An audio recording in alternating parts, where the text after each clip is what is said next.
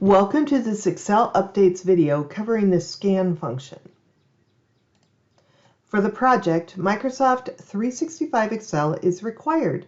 Be sure you are using the most recent version before starting the project. In Excel for Desktop, open the Excel Updates desktop data file. Go to Worksheet D09. The scan function is useful for calculating running totals.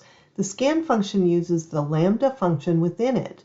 The lambda function allows you to create a custom function using Excel's programming language without venturing into Visual Basic. In this example, we will use scan and lambda to create a running total in column C. Click in cell C2 and type equals scanned left parenthesis.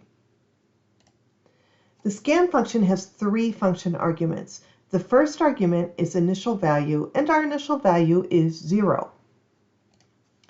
Type a comma, and then we see our next function argument, the array.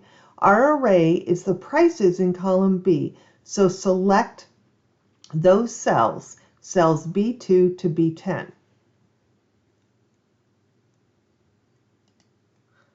Add another comma to the end of the formula to see our last argument, and that is the function. Now we will use the lambda function. Type lambda left parenthesis.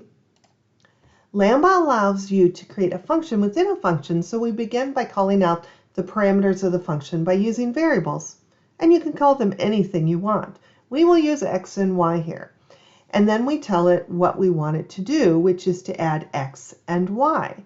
So we will type x, comma, y, comma, x plus y.